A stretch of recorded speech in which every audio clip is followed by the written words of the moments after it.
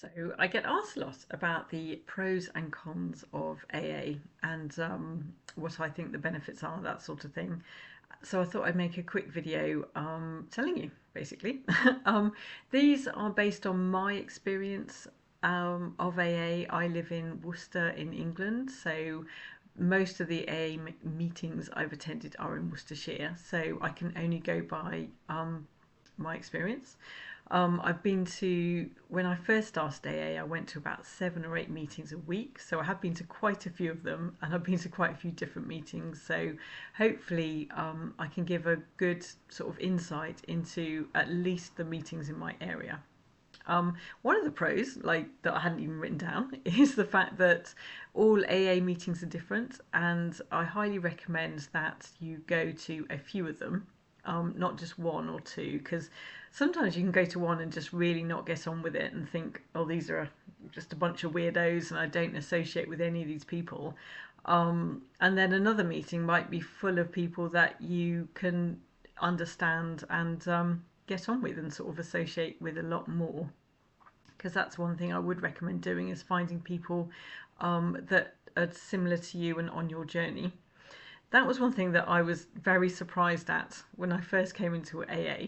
I honestly thought, and this is embarrassing, but I honestly thought that the room was going to be full of sort of park bench drunks, kind of people in Macs, sort of smuggling in bottles of like cider and I don't know why. Yeah, it's quite strange. It's quite a good job I didn't do much research into AA, I think. Um, that's what I would advise as well, is just go, make your own mind up. And But yeah, but it wasn't full of all this park drunk sort of people who were sitting around sort of crying about not being able to drink. It was actually full of very sort of happy, laughing, sort of friends, and such a wide variety of like ages and professions and different sort of types of people. But the one thing they all had in common, obviously, was they wanted to stop drinking, and they all sort of instantly knew how I felt. And the stories they were telling, their shares about their sort of life, sort of experience with alcoholism, it was the first time I'd ever heard anybody talk about alcohol in the same way that I felt about it. I thought that I was the only one. Um, I felt like I had some sort of horrific secret to hide, and I felt very ashamed. But after sort of meeting, suddenly my world sort of opened up after meeting these people. So that's a definite pro of AA. I've made a list, so I will have a look. So the pros of AA, it's well established. I mean, it started in 1935 in Akron, Ohio, and it's been going ever since. There are meetings all over the world, so you can go to meetings wherever you go, really. Cruise ships, holidays. There's always, and if you can't go to a meeting in person, you can always sign up and go online. So that's brilliant. Yeah, worldwide, that's another pro I've written down. Another pro, it works. It really does work, the program of AA, if you work it and are open minded and look at it with a very broad spectrum. It really does work. It worked for me. It was the only thing that worked for me after trying a lot of different methods of not drinking, like controlling my drinking. I had therapy. I went to my doctor, and he sort of recommended counselling. Yeah, I went through all of that and trying to control, as I say, trying to control my drinking, dry Januaries, that sort of thing. But none of that worked. The first thing that worked for me was AA and the foundations and principles of AA. So I'd highly recommend it. It's free, so they do pass the collection pot round to pay for the rent of the room. However, if you can't afford any money, you're not obliged to put any money in. But most people put a couple of pounds in, just to cover the cost of the rent, because otherwise the meeting can't continue. And obviously, in comparison to drinking, the idea of spending a couple of pounds on entertainment, and you get teas and coffees and biscuits and all this sort of thing. Well, that's another really good pro, which I haven't written down. You get tea and coffee and biscuits. It's lovely. It's very nice. Another pro is a community of like-minded people. I think I've talked about this already. The to me, that was one of the most important things about recovery, was finding other people who I could connect with. And all of a sudden, my friendship group sort of grew massively. And to be able to be in, anywhere in the world and be able to go into a meeting and meet people who were like-minded and understand your quirks and anxieties and desires for drinking is just amazing. And it was a real game changer for me in my recovery journey. It gives you a sense of structure and purpose. I was Before coming to AA, I was sort of drifting through life, and I felt a deep sense of guilt, shame, self-hatred, all that. Just my emotions were incredibly negative, which very much contributed to the fact I was on this ongoing drinking cycle. When I stopped and came into AA, one of the steps, the 12th step, is to like help other alcoholics to recover from alcoholism, and just having that sense of purpose and achievement, and all the good emotions, all of a sudden that really helped me with my recovery and sort of staying on track. And I see the 12 steps as a very good foundation program for life, really. I think it could be so useful for anybody suffering from addiction, not just alcohol addiction, but sort of social media addiction. Any sort of problematic behaviour which is affecting people could, in my opinion, be very much helped by applying the 12 steps to them. So anyway, so there's the pros of AA. So that's all the good news. And as I said, I would highly recommend checking it out for yourself and having a look. Right, the cons. Here are the not so good bits about AA, which I'm not particularly keen on myself. You are very, very much encouraged to embrace a religious God. It does say in AA that you're encouraged to find a higher power, which they refer to as God quite a lot. And there are many members that seem to be under the impression that unless you found God, you're not doing the program properly. I myself I'm a spiritual person, so I don't believe that having a religious God is helpful in recovery. I believe that you should find that power within yourself, and not sort of delegate it to an outside man in the sky with a beard. If you are religious, AA is perfect, because you'll fit right in. And there are quite a few sort of non-religious people in AA as well, but AA is very heavily sort of influenced by prayer and religion, and it is sadly very off-putting to a lot of people. And yeah, I mean, in some meetings they even say the Lord's Prayer, and there's a lot of meetings apparently in America as well, which are much more religious than the ones that I go to, and they seem to be religious enough for me.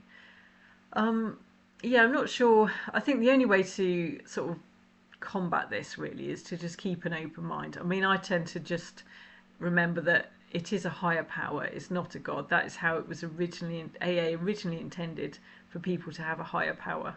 And they said it could be God, but it could be something else. I mean, some people use higher power as in the community of AA, that's their higher power. Or they could have, maybe sometimes a deceased relative, or just, the steps can be their higher power. They can have other higher powers apart from a religious God. But I do think AA would very much benefit from being more open to people who aren't ready to accept God as their higher power.